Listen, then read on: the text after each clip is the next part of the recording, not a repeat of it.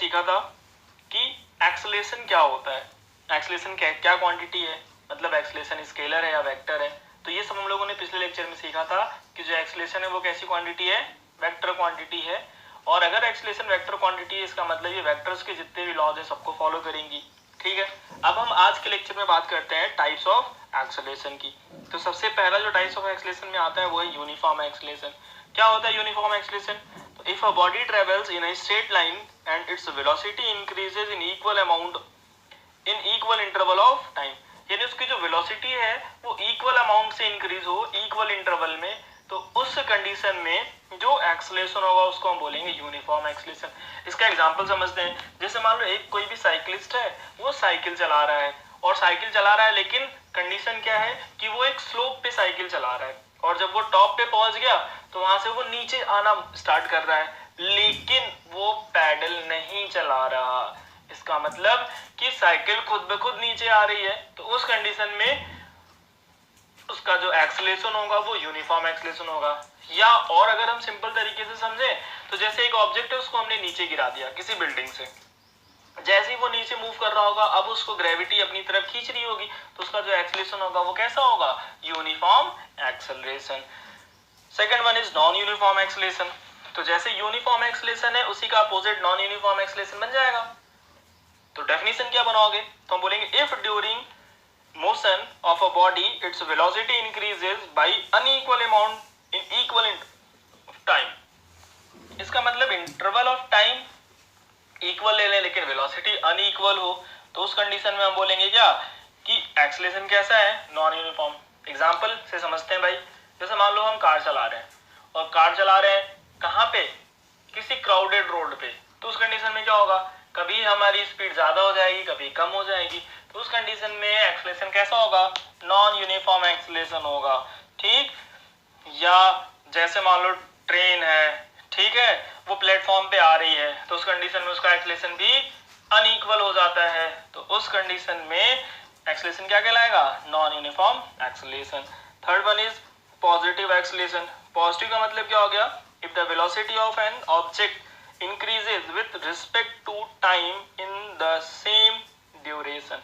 इसका मतलब duration same रखो, वेलोसिटी जो है वो इंक्रीज हो रही है, तो एक्सेलरेशन कैसा होगा, पॉजिटिव। इसका मतलब जिधर बॉडी हमारी मूव कर रही है उधर की तरफ ही क्या है, डायरेक्शन किसका, एक्सेलरेशन का, तो उस कंडीशन में एक्सेलरेशन क्या होगा, पॉजिटिव। नेगेटिव एक्सेलरेशन मतलब इसको हम लोग रिटार्डेशन भी बोलते हैं। नेगेटिव एक्सेलरेशन में डायरेक्शन क्या हो जाएगी, अपोजिट। जैसे मान लो अगर कोई ऑब्जेक्ट है, ऑब्जेक्ट इधर जा रहा है तो एक्सेलरेशन पीछे लग रहा होगा, तो पीछे लगेगा तो वो उसकी वेलोसिटी क्या करेगा, कम कराना स्टार्ट करेगा, उस कंडीशन में हम बोलेंगे क्या, एक्सेलरेशन कैसा है, नेगेटिव। जैसे मान लो एक ट्रेन है उसकी वेलोसिटी कम हो रही है, तो एक्सेलरेशन क्या हो जाएगा, नेगेटिव। अब बात करते हैं equation of uniformly accelerated motion. बहुत इंपॉर्टेंट टॉपिक है ये, बहुत ज्यादा इंपॉर्टेंट टॉपिक है, इससे क्वेश्चन जरूर पूछा जाता है एग्जाम में, हमें ये ध्यान रखना है। फर्स्ट इक्वेशन क्या है, तो हमको पता है कि एक्सेलरेशन इक्वल्स टू होता है change in velocity divided by change in time. तो चेंज इन वेलोसिटी मतलब final velocity minus initial velocity, तो v minus u divide by T. इसको हमने रीअरेंज किया, t को a से मल्टीप्लाई कर दिया तो दूसरी तरफ बच गया v माइनस यू। रीअरेंज किया v equals to u plus a t, v equals to u plus a t, यही क्या है हमारा फर्स्ट इक्वेशन किसका, मोशन का, याद रखना है हमें। Second equation, as you know that total displacement. तो टोटल डिस्प्लेसमेंट क्या होता है, तो देखो अभी हम लोगों ने पिछले लेसन में पढ़ा था कि जो एवरेज वेलोसिटी होती है वो होता है total displacement upon total time. तो टोटल डिस्प्लेसमेंट क्या होगा, तो हम बोलेंगे एवरेज वेलोसिटी को अगर हम टाइम से मल्टीप्लाई कर दें तो टोटल डिस्प्लेसमेंट मिल जाएगा। ठीक, तो एवरेज वेलोसिटी क्या होगी, तो जैसे बोले अगर u क्या है इनिशियल वेलोसिटी, v क्या है फाइनल वेलोसिटी, उसी को हमने क्या किया 2 से डिवाइड कर दिया, तो v plus you divide by 2 that is average velocity into t, ये क्या है टाइम है, और s किसके लिए यूज किया हम लोगों ने यहाँ पे, टोटल डिस्प्लेसमेंट के लिए। अब हम क्या करेंगे यहाँ पे v की वैल्यू इक्वेशन नंबर 1 से उठा के पुट करेंगे। इक्वेशन नंबर 1 क्या था, याद हो गया होगा हमको, तो अब yes v equals to u plus a t, s equals to क्या बन जाएगा, u plus a t whole divide by 2 into t. अब देखो ये u और u ऐड हो गया, ये दोनों u आपस में ऐड हो गए, तो क्या बन गया 2u, t से अंदर मल्टीप्लाई कर दिया तो 2ut divide by 2 plus half a t square, 2 से 2 क्या हो गया कैंसिल, तो s equals to u t plus half a t square. ये क्या है इक्वेशन नंबर 2, याद रखना है हमें। नेक्स्ट थर्ड इक्वेशन पे आते हैं, total distance equals to average speed into time. अभी हम लोगों ने देखा था ये, तो s इक्वल्स टू यहाँ तक हम लोगों ने अभी सॉल्व किया था। अब क्या करेंगे हम इसमें t की वैल्यू इक्वेशन नंबर 1 से निकालेंगे। तो जब हम इक्वेशन नंबर 1 से t की वैल्यू निकालेंगे तो t इक्वल्स टू क्या आ जाएगा v माइनस यू और डिवाइड बाई a, रख दिया हमने उठा के यहाँ पे इक्वेशन में। और देखो ये v प्लस यू है, ये है v माइनस यू। ये फॉर्मूला याद होगा हमें मैथ्स में, क्या था a square minus b square is equals to a plus b bracket में into a minus b bracket में, वही किया हम लोगों ने।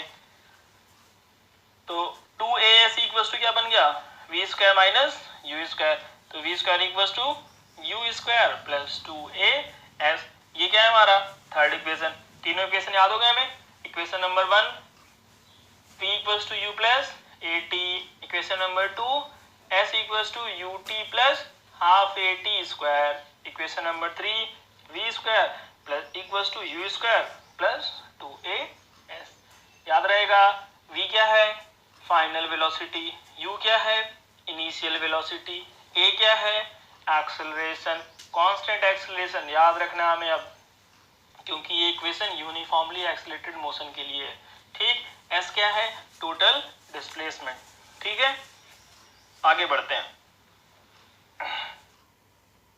ग्राफ की हेल्प से कैसे हम एक्सेलरेशन के इक्वेशंस को डिराइव करेंगे, तो समझते हैं भाई। चलो हम लोगों ने क्या किया, इसमें एक ग्राफ प्लॉट कर लिया।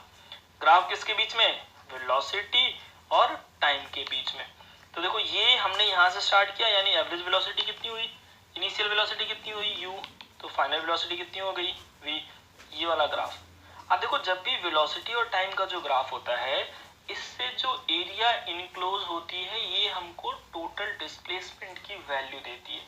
याद रहेगा वेलोसिटी टाइम ग्राफ का जो एरिया होता है वो हमें क्या देता है, टोटल डिस्प्लेसमेंट। ठीक है, अब चलो फर्स्ट इक्वेशन देखते हैं। एक्सेलरेशन इक्वल्स टू क्या होगा, देखो इस वाले ट्रायंगल में अगर हम tan थीटा की वैल्यू लिखें तो tan थीटा होता है परपेंडिकुलर अपॉन बेस, तो ये बना हमारे लिए परपेंडिकुलर और ये बन गया हमारे लिए बेस। तो Q R divide by R P equals to S P divide by S R. ठीक, वैल्यू रख दो सबकी उठा के। v इक्वल्स टू क्या, a इक्वल्स टू क्या बन गया v minus u divide by t, तो v equals to u plus a t. तो ये क्या है पहला इक्वेशन। ठीक, कोई डाउट है तो बता दो भाई। चलो अच्छा एक बार फिर से समझ लेते हैं। देखो ये जो क्यू आर है ये एस पी के बराबर होगा, क्योंकि दोनों स्ट्रेट लाइन है, सीधी पैरेलल है और बराबर पॉइंट होंगे।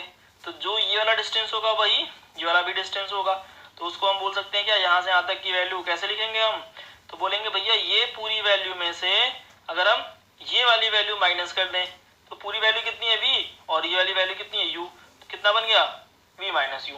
ठीक, तो इक्वेशन नंबर 1 बन गया। सेकंड इक्वेशन पे आते हैं। डिस्टेंस कवर्ड इक्वल्स टू क्या है, area under velocity time graph. अभी बताया ना कि अगर वेलोसिटी टाइम ग्राफ है तो उसका जो एरिया होगा वो क्या होगा, टोटल डिस्प्लेसमेंट। तो total displacement area of triangle into area of rectangle. तो ये ट्रायंगल भी दिख रहा है रेक्टेंगल भी दिख रहा है, दोनों का एरिया लिख लो। तो रेक्टेंगल का एरिया क्या होता है, साइड इंटू साइड, ट्रायंगल का half into base into height. Good, तो ओपी इंटू पी आर, ये क्या हो गया रेक्टेंगल के एरिया के लिए, P Q into P are divide by 2 इस ट्रायंगल के एरिया के लिए। रखा हमने वैल्यू, ऐसे इक्वल्स टू क्या आया u t plus half v minus u into t. Value सबकी उठा के हम लोगों ने पुट कर दी इसमें। ठीक है, नेक्स्ट आखिरी इक्वेशन एक बार और देख लेते हैं। Area of trapezium, area of trapezium, trapezium का एरिया क्या होता है भाई, तो ये होता है half into sum of parallel side into perpendicular distance between parallel side. याद रखना है half into sum of parallel side into perpendicular distance between parallel side. तो देखो अगर हम इसमें देखना चाहें तो हमको दिख रहा है यहाँ पे ये पूरा एक ट्रेपेजियम फॉर्म हो रहा है, इसमें ये दोनों साइड कैसी हैं, पैरेलल हैं, इनके बीच का ये परपेंडिकुलर डिस्टेंस है। तो रख देते हैं चलो, O P plus S Q divide by 2 into P R. रखा वैल्यू, ओपी सबकी वैल्यू रख दी हम लोगों ने, बन गया v square minus u square upon 2a। तो फाइनल इक्वेशन क्या आ गया, v square equals to u square plus 2as। तो ये तीन इक्वेशन है, बहुत फ्रिक्वेंटली पूछे जाते हैं जब भी मोशन इन स्ट्रेट लाइन की बात होती है, ये तीनों इक्वेशन जरूर पूछे जाते हैं, याद रख लेना है हमें। पहला इक्वेशन क्या है, v equals to u plus a t. दूसरा इक्वेशन क्या है, s equals to u t plus half a t square. तीसरा इक्वेशन क्या है, v square equals to u square plus 2as। तो ये तीनों इक्वेशन है, बहुत इंपॉर्टेंट इक्वेशन है, इन पे क्वेश्चन खूब सारे पूछे जाते हैं, तो ये हमें जरूर से याद रखने हैं, ठीक है।